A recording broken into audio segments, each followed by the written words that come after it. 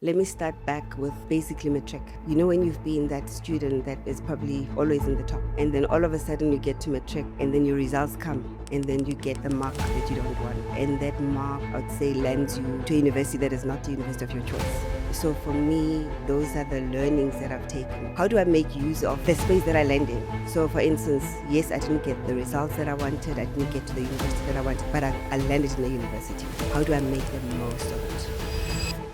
They come into a process foundation that I've already sort of set. We call it clients at risk, got client X, and you've picked up that there's a signal of unhappiness. So if you have legends, you've got green, yellow, like red is like your ICU.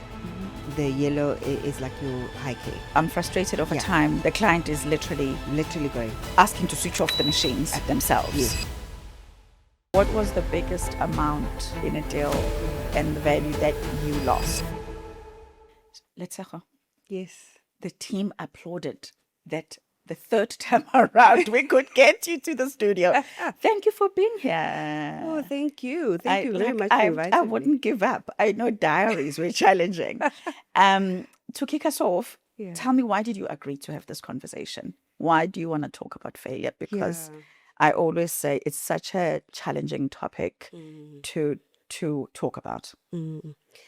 Well, I think, look, I mean, failure for me comes in two ways, right? Where it's failure from the perspective of how your parents expected you to become. Yeah. You know, if I may put it that way. Yeah. And then, of course, there's failure in terms of you from a personal perspective, in terms of the standards that you set for yourself, you know?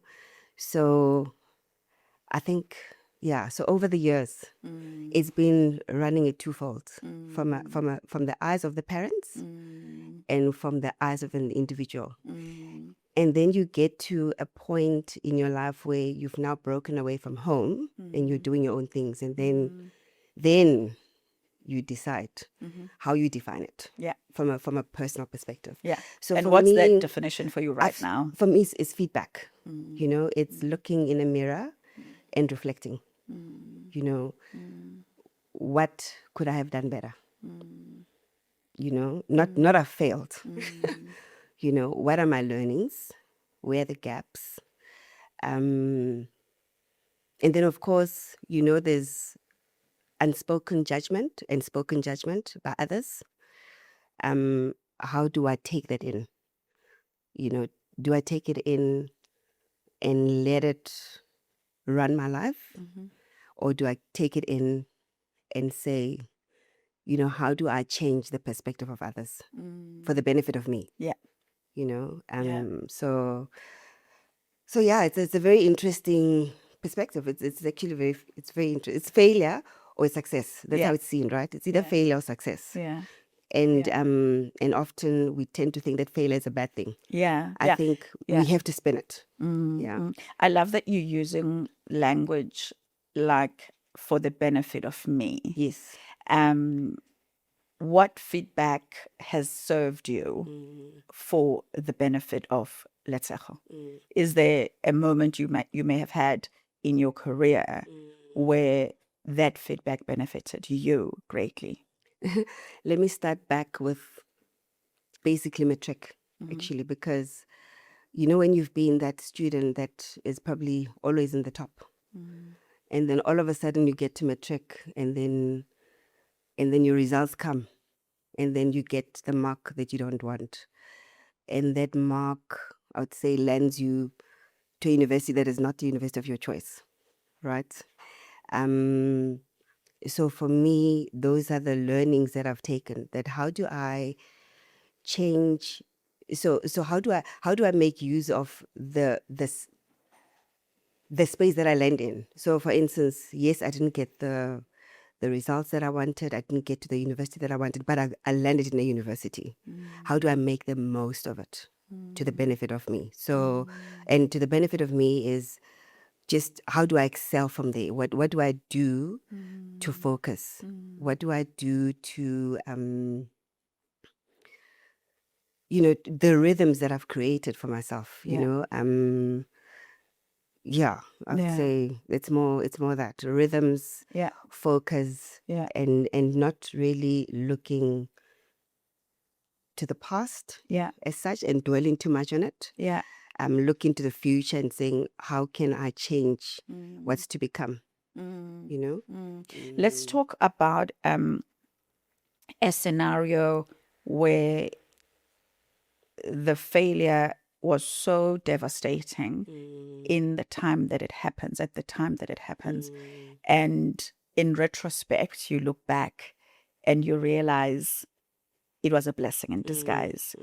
If you can paint the picture so we can understand what was going on, how you were feeling, if there was an amount of money involved, what kind of money are we talking about? But that failure that just felt like in that moment, it was like too devastating. But in retrospect, you benefited the most. Actually, I think this one is a little bit more personal. I don't know. I don't want to call it a failure. I would say it was a moment of reflection where I'm 29 and I fall pregnant, and the societal norms in terms of, or cultural norms, let me put it that way, where you're expected to have been married. You go to church, you want to baptize a child, and they tell you have to go to a certain class from a church, from a religious perspective, because you are judged, and that is more the unspoken judgment, right? And for me, how that situation turned around. I mean, it was obviously a painful situation. It was a painful journey, right? Of people accepting your situation the way it is. But then for me, the joy is actually taking a decision of my child, and that I'll be a single parent, and from there, it's the focus of saying, how do I make sure that I put food on the table for this little being, and I think for me, just that focus in terms of being able to push myself from a career perspective, to be able to do things that I actually never thought I would do. So it actually allowed me to take risks, if I may put it that way. And being in that situation that for other people, including family members, they could have seen it as a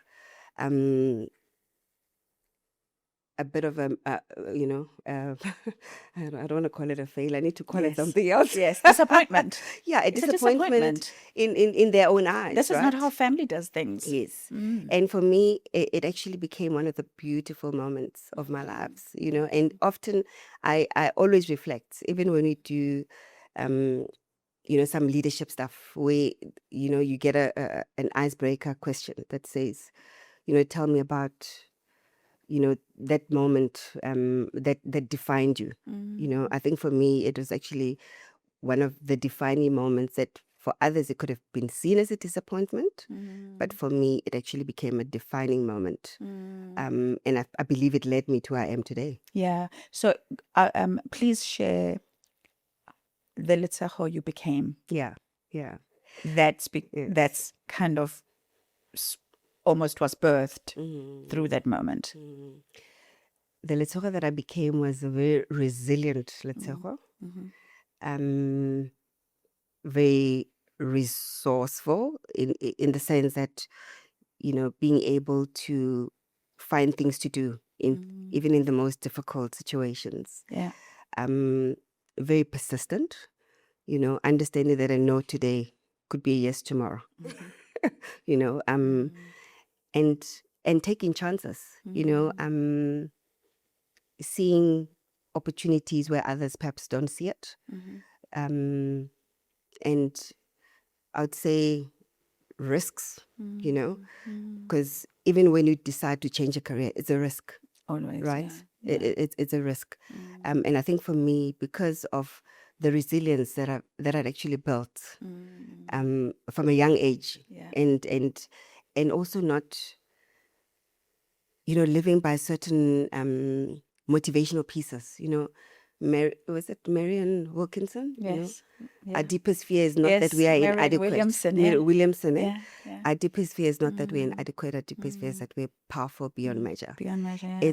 It's basically understanding that I actually have the power to define my destiny. Yeah. But Yeah. all I need is people around me. Yeah. Yeah. Right? Yeah. And knowing how to pick the people around me. Yeah. What relationships ended in that time? Because obviously at home, you're a 29-year-old, you are carrying a child, you're not married yet. Yes. There are cousins, there are neighbors, there are friends you have from your childhood. I'm sure there were friends you lost along the way. Yes. And how did you navigate that change? Yeah, look, it was a difficult one, because all of a sudden your partying modes start, they stop, right? The friends that were there from Friday to Sunday, because your situation is a little different now. Obviously that also stopped a little bit. So I found my way with those that were around. And I think for me it's also being able to see who kept, how can I say that, where you keep your promises, or you're there irrespective of the definition of a situation. You are the friend that will support. You're the friend that will be able to step in, in moments that are needed, that stepping in. It was tough. It was not easy, because everyone at the age of 29, you're finding yourself, you're in a different career path, So, and I was in Cape Town at the time, my parents were there, fortunately, but it was not easy. I must be honest. It's not easy being a single parent. But I always believe that the friends that remain with you are the friends that obviously are meant to be there for the reason, right? For the reason, for a season, yes, for the for a lifetime, season. right? For the season. I mean, one of the things that I always remind myself is the seasonality of relationships. And I've also made sure that my kids understand that relationships have cycles and seasons. And sometimes your job is done. Your time is no longer going to serve the person or serve you. So it's all okay. I want to talk about your career. Yes. You're doing such an incredible job. For me, you're one of the most beautiful, powerful, impactful leaders in financial services. For those who don't know what you do, just briefly tell us and paint the picture in terms of the size of monies you handle. Well, I think just from a career perspective, I'm responsible for growing the assets of our business. But the growing of the assets requires you to form relationships with the clients. The clients that get to trust you, they get to trust your integrity over time, because we are handling money. So you have a fiduciary responsibility to manage assets on behalf of pension funds, retirement funds. I think I was chatting to one of the crew members earlier, and I was saying that, I'm in asset management, and there you actually manage money on behalf of pension funds. So it's not just millions, it's billions.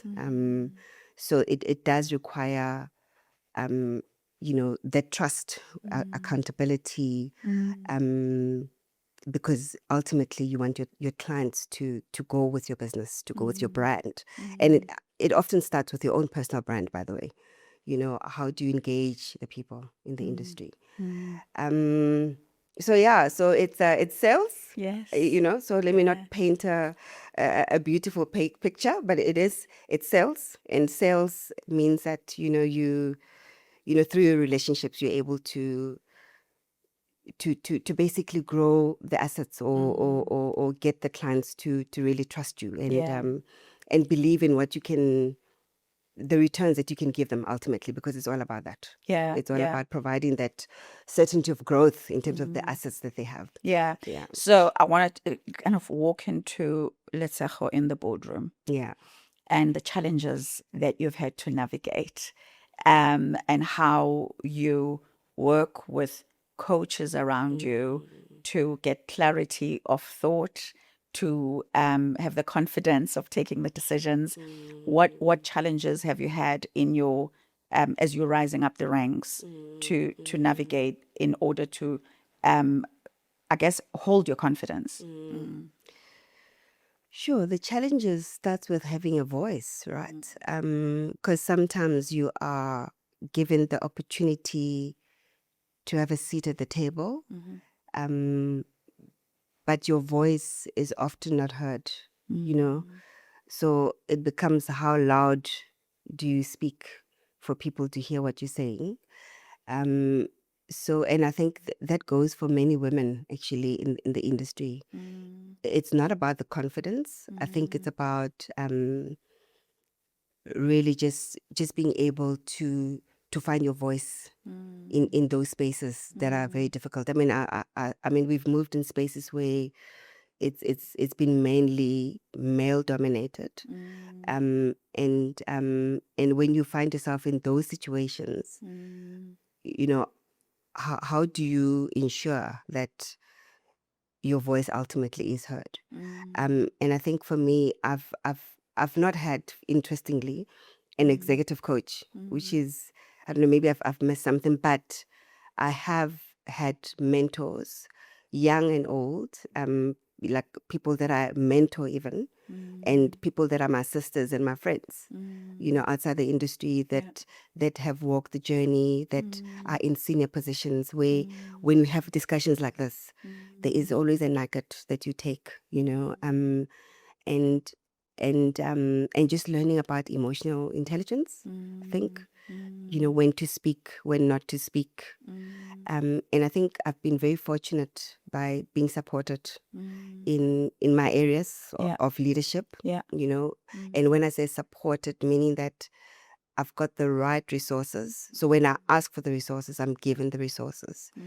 And also when I have the opportunity to to to to give opportunity to others, I use that as an opportunity to pay it forward, if I may put it that way, where I bring others in the spaces that generally they would not have been given the opportunity. So I think it's there's a lot that I think I have done in terms of being able to bring in those that were not in the spaces into the space, so that they also get to sort of navigate and find their own paths. Yeah. Do you have a scenario where your voice was not Of heard? course. And it's I love you saying I have to be loud. Yeah. Now your posture is not loud. Yeah. Your tone is not loud. Yeah. Describe that situation I for said us. like this. Yes. I really moving forward. I move forward. Yeah. And then I said, oh, by the way, I think the point that I have raised, that point that you're trying to raise again that you didn't hear, that's what I said earlier. So maybe I didn't say it properly, but let me just clarify what I was trying to say, So yeah, because I don't believe one has to change themselves to fit into situations, right? But if you feel that your point is not heard, there's a way to basically just make sure that, no, I mean, I need to do something here to basically make sure that, these people hear me, but it doesn't have to be, you don't have to be aggressive or anything, but you just maybe lean forward, just a little bit. Yeah. Just so that, I mean, okay, I mean, do you see me? Can you hear my point? So yeah, but it's not easy. It's not. Yeah, it's It's not. not easy Yeah. because you can't change yourself. So for instance, for me, I'm very soft spoken, so I'm not an aggressive person. But there are moments where I really have to make sure that I get certain points across. Yeah. Yeah, Yeah. yeah, Yeah. yeah. Do you find it easy to ask for help? Sure. Okay, that's an interesting one. um, it's an interesting one because I've just had a peer review recently, and apparently I don't give people enough. I don't delegate because when you lack control, you sometimes think that you can do it on your own and because of your own standards, right? But I've learned to ask for help if I need help. Yeah. How do you establish the kind of person you can trust when you need to ask for help? Because I can, like, your standards are high. Your what's the word? Your reputation is important. Yeah. And therefore you would be very selective about the person you approach to ask for help. Just, is there a criteria? Can you paint that criteria for us? You watch people over time. So I'm quite good in observing. And I also try and see strengths and weaknesses. And often in the strengths, I try and marry the strengths to my own, and I get to know who can I ask for what. Because I mean, even as leaders, right, you don't know everything, right? But you need to know who can you trust enough to deliver something for you in the standards and the levels that meets yours, right? So I do that in understanding people better, and I take time in getting to know people, in seeing the strengths, and in that I think there's a little bit of trust that is built, and then I let go, little by little. Yeah. I then let go, Yeah. and also in the letting go, you also every time go back and say, geez, I mean, this was done so well. That's absolutely fantastic.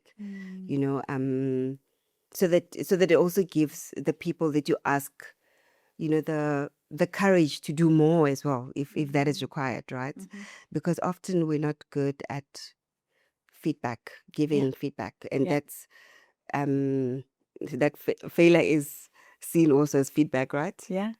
Success is seen as feedback. Yeah. So that feedback is always required, I think. Yeah. Yeah. How do you deal with moments when there is a lot at stake? So you talk about being in the business that handles billions of friends. And I can imagine room for error, or room for, I'm going to say, partially executed instructions. Sure. A job half done. Yeah. There isn't a lot of room for that because of the monies you handle and the lives that are needing this money, pension funds. Yeah. Yeah. How do you navigate that? Sure. A lot is at stake. Yeah, look, I think ultimately we're human beings, right? And we say we don't want room for error. That's a standard. You actually let there be no error.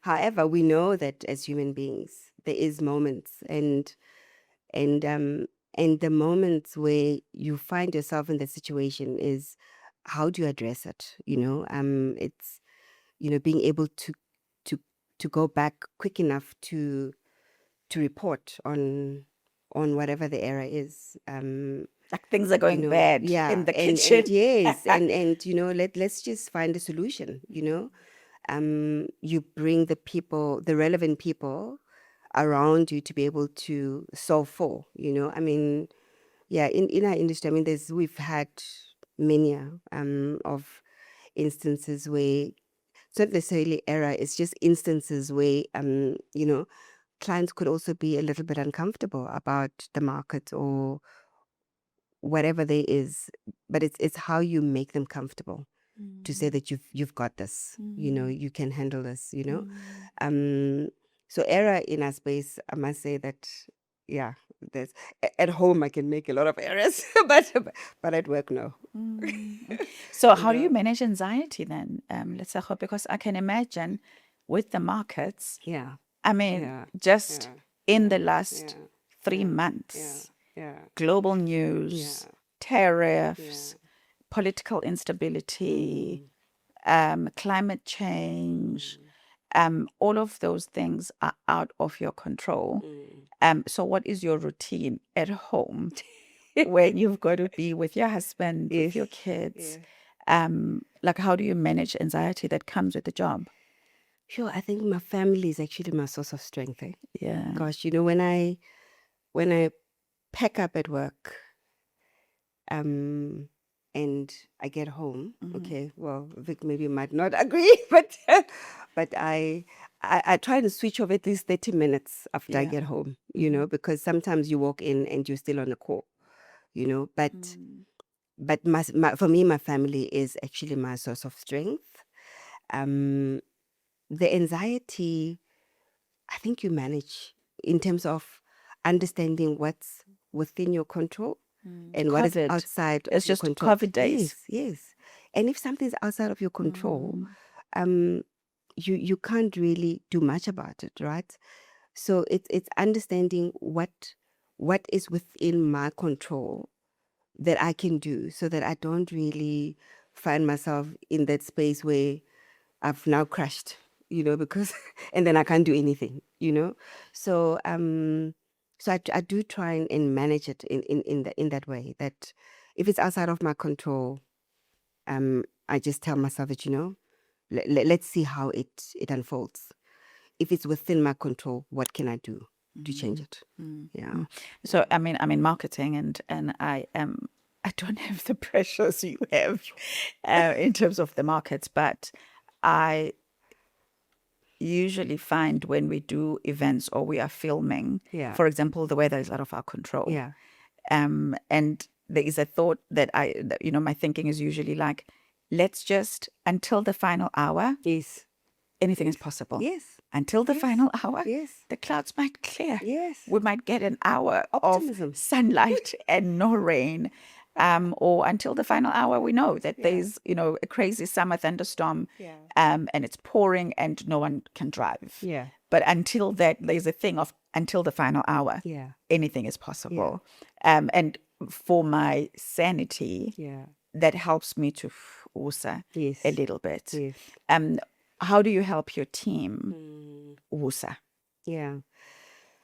Look, so the beauty is within our space. I mean, there is different teams. So within my team, ours is about meeting the targets, right?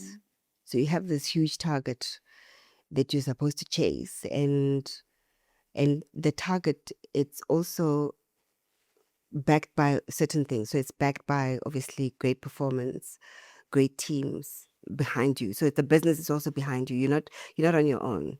So if let's say from our space, like now, where the markets are actually helping us in terms of growth. So growth is not necessarily coming from us, bringing in that new business. It's how do you make the team to still, feel like they have the right to still chase. That it's not the end of the world that we have not managed to land a deal.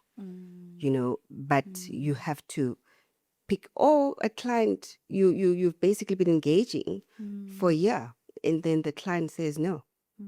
Because that also happens, right? Where it's a beauty parade and there's 4 of you and one gets chosen, and the work that you think that you've done, at that moment where there's a no, literally it just crashes you.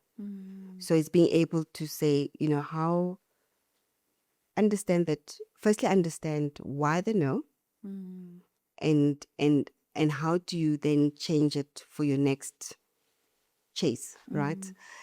But then also pat yourself on the shoulder for just the amount of work that you've done that also led you to that moment of, being, because a mania would have been selected anyway. So the fact that you're in the top 4, top 3, top 2, it's actually good. What is not nice is not being selected. Yeah. And yeah, and often it's just being able to lift yourself in those moments, to say that, it's okay. You're not going to win everything. How do I then prepare myself for the next chase? It's not easy being in sales.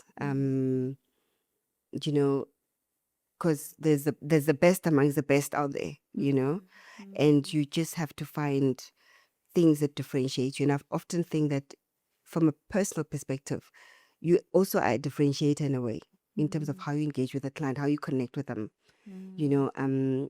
because when they're there deciding on, okay, it's Their Letshego business is being yes, awarded and this 1 business, billion yes, rand. exactly, Yeah. and they think of you, and they think of, just how you've engaged them, and putting them in a position where they understand the things that differentiates your business from the others. Those little things count. But yeah, sometimes it's a no, even though you get to that point. But and how, so it's just important for people to learn to lift themselves up, in moments of what you might deem as failure. So starting up, what was the biggest amount in a deal and the value that you lost? Do you remember? Like, what was the first no you got, and what was the size of that transaction? Geez, there's been plenty. I mean, 7 billion, sometimes 5 billion you lose, sometimes 2 billion you lose. But you can also gain just as much, but those are also, deals that are, we call them whales, like that big deal that comes like And once changes once in a while. yes, Changes comes once in a while, the trajectory of your growth. And right now I'm looking for that. For the I'm looking whales. for the whales right Yeah, now. However, you also try not to lose sight of, the smaller deals that also matter, because everything adds up. It's almost like when you're telling the child to save, it doesn't matter whether it's a 1 rand or it's 2 rand, just put it in a kitty, because the more it just fills up. In fact, it fills up with a lot of clients that it also, how can I put it? It diversifies your basket with many clients, right? That you don't have one single big whale that landed and then it's a risk to your business if they decide to go. So sometimes actually a little small deals also matter. Have you had a scenario where you had to convince a client not to go? Yes. And what amount of money was on the table? What is your strategy? Because I think sometimes, I usually say, even in managing client relationships, there are usually signals. Yes. There are signs, like even in like marriage or any kind of relationship. There are usually signs that this relationship is fading. We are no longer strong. There are a lot of problems here. What's been, share a number you're comfortable with. What number was on the table, and how did you navigate that conversation to get that client to stay? Sure, that's actually a difficult one, because when you try and get the client to stay, it's not just you, right? It's there's a lot of at play, in the sense that there's also the business part of it, right? And in our space, for a client to get to that point where they're leaving, there would be like many factors that had played, and sometimes they have nothing to do with your own abilities as an individual to be able to do your job. Sometimes it's the market, it's a performance. Sometimes it's that the strategy doesn't suit what they're doing. So for instance, in the broader scheme of things, they might be looking for a particular strategy that suits them, and yours doesn't quite fit, and then you lose, the mandates because of that. So I think, and those things you can manage, and those are the things that are, it's things that are outside of your control, where you all of a sudden, I'm looking at Nonta's portfolio, and your portfolio says that you need a little bit of equities, bonds, cash, and within the bond space, maybe you want somebody that is conservative, and you need to understand how they perform in different markets as well, right? And you might find that our business maybe doesn't suit that strategy. So there's obviously like a lot at play when you get to the point of losing. So and our clients are also quite sophisticated, I think. And the engagements as well are good, in the sense that when you land to that point, it doesn't just happen. It would have been engagements over a number of months to say that, how can we tweak this? Can you fit this? Can you not? If it comes to that point where it can't, then they say, let's rather part ways. So yeah. And I think those also come as a result of relationships that one has built over the number of years. So yeah. We usually have conversations in the team about getting our colleagues who are maybe in the junior levels on your structure to ring the alarm when there are problems. And I think some people are maybe hiding because they are afraid to say to their bosses, I made a mistake here with this client. They are not happy with us right now. I'm ringing the alarm so that you know. And sometimes because of how late the problem surfaces, now the hole is deeper than it would have been if they had spoken up. How do you coach junior people to own up, ring the alarm, get the right support, fix the problem?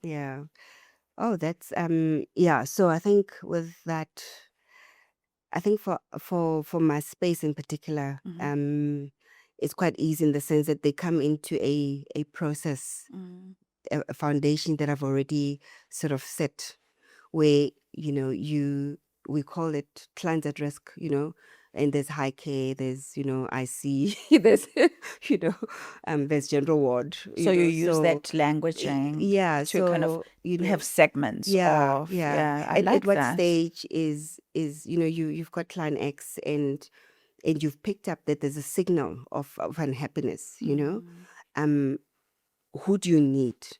Who's your squad? Who's your bomb squad? Who do you need to help you sort of lay this at rest, so that the concern is not there anymore, whether it's performance, because sometimes you find that, a client starts complaining early on about lack of performance, who do you get in the room with the client first to address those type of issues?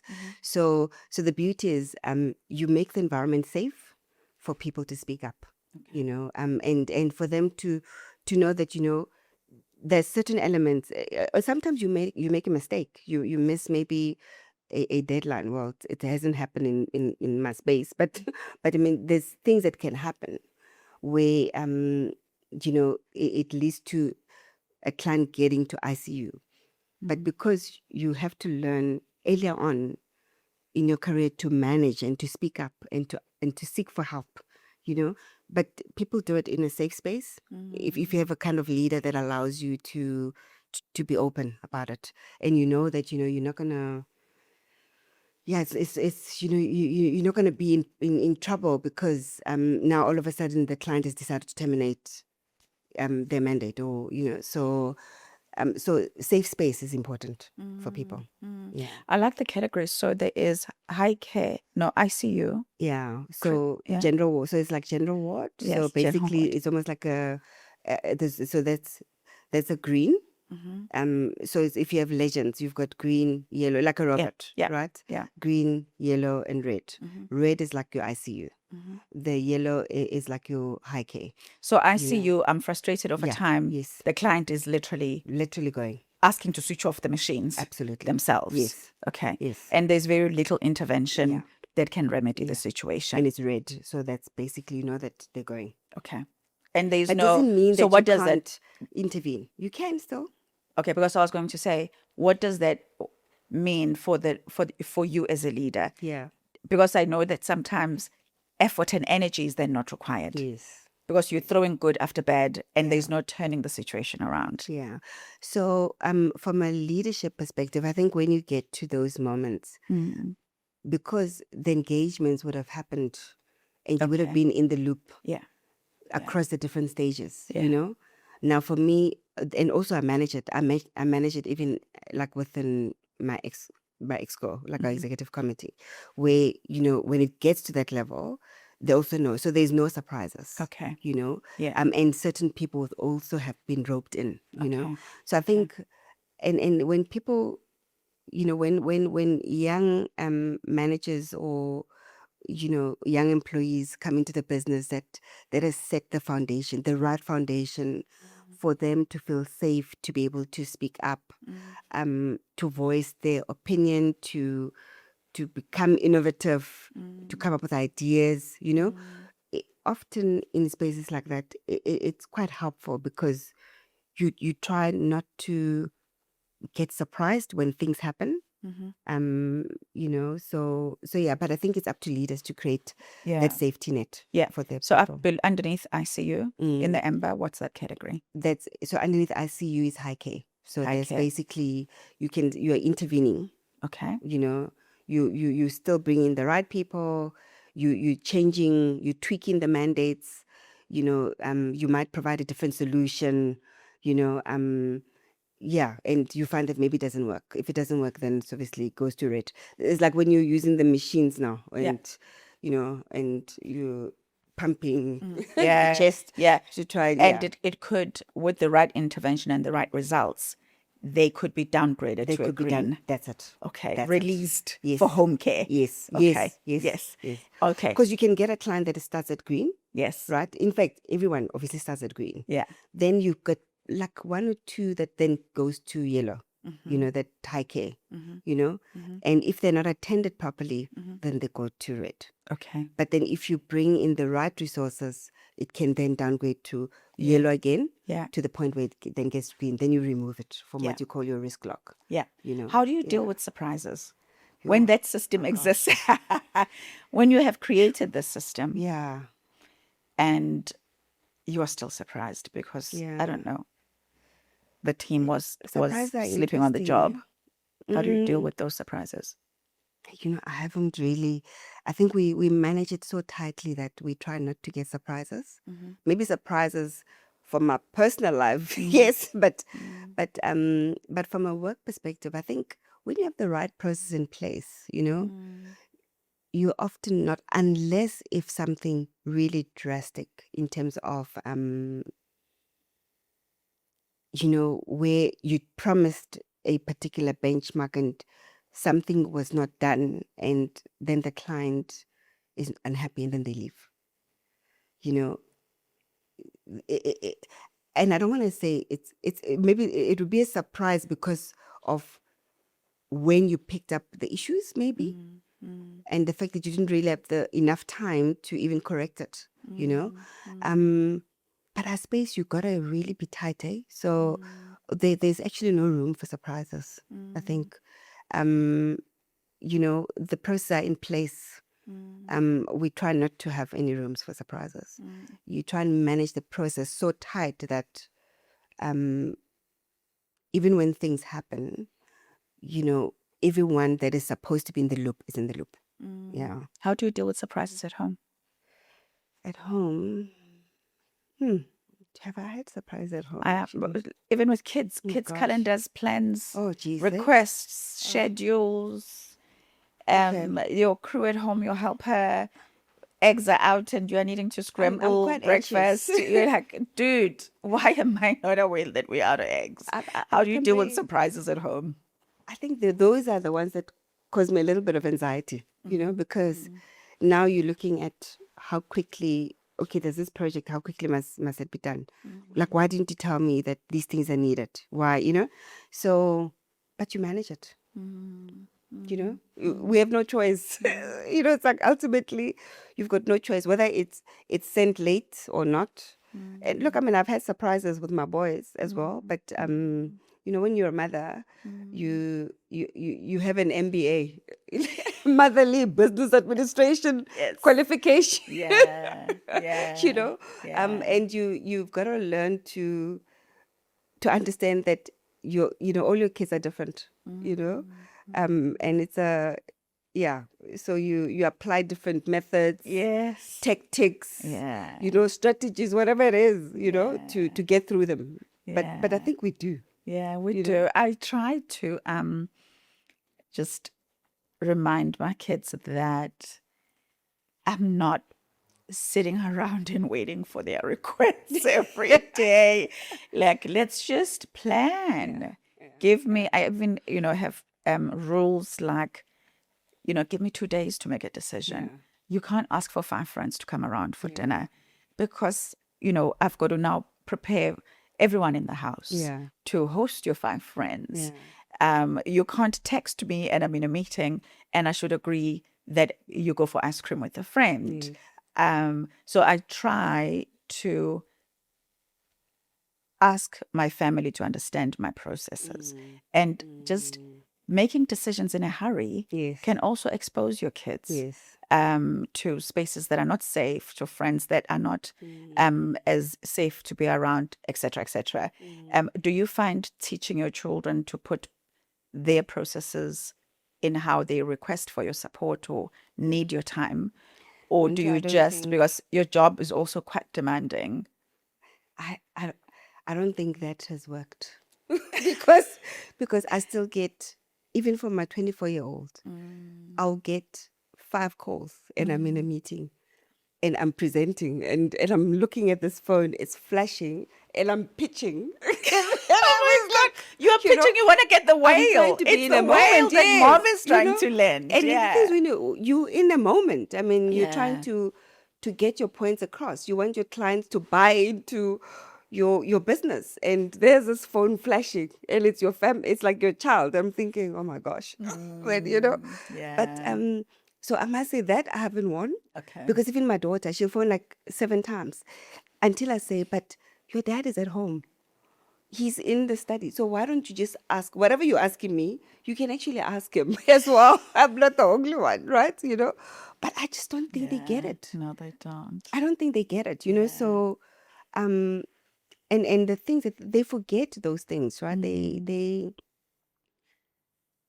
the things like projects and whatnot. I mean, often we have to run around last minute to go get either like things that are needed, a glue, or we've just done that now actually in this week. How are you preparing your kids to be failure ready? What are conversations at home when things haven't gone their way, and how you're preparing them? My son has just done a post on LinkedIn. And I thought, wow, where he talked about like not benchmarking yourself against others, that your race is your own, and I think he actually brought it back to looking at his age and saying that there are people that are at his age that are finished, and he hasn't, and he has to constantly remind himself that he's actually running his own race, and I felt so proud, because then it means that to read that post as a mom is like, I think I've laid the right foundation of understanding that you can take, it's like golf, Yeah. actually. You hit the first, you tee off, and it's like this brilliant, start, and then the next thing you get obstacles along the way, hit the bunker, but how do you navigate yourself from that point? And also just saying to yourself that your first, that shot, that hole that was in the past is not a definition of the next hole. So how do you start?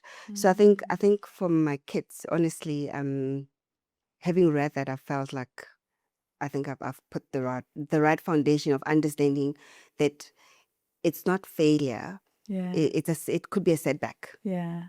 Yeah. Definitely. and how do you define it for yourself? It doesn't mean that you stop running your own race. It just means that just define your pace. Yeah. It can be a little bit slower, but the thing is, you're gonna get there. Like a tortoise, Yes. you could, it doesn't matter, you'll get there. You don't have to beat the hare, but the hare could be faster, Yeah. but it might be distracted as well, right? Yeah. So if you just focus in terms of where you want to go, Yeah. you'll get there. And it just made me proud. I Yeah. say. Yeah. Yeah. And as we finish, I want to ask you to talk to Letshego, who is 29 years old and pregnant, and feeling all the feelings because life hasn't happened in the order that the family expects. What are the 3 things you would ask her to keep in mind so she can navigate the journey and succeed like you have? I would ask her to reflect in that moment.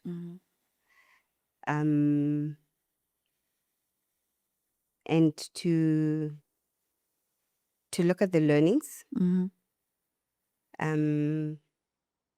What have I learned from that 29-year-old to now?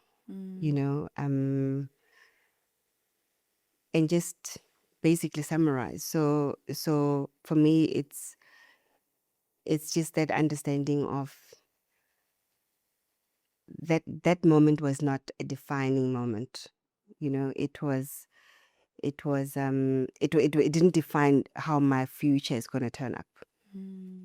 It's a moment that just taught me how to navigate the different paths. So 29, the path it's not been straight. It's been full of obstacles, like how you play a game of golf.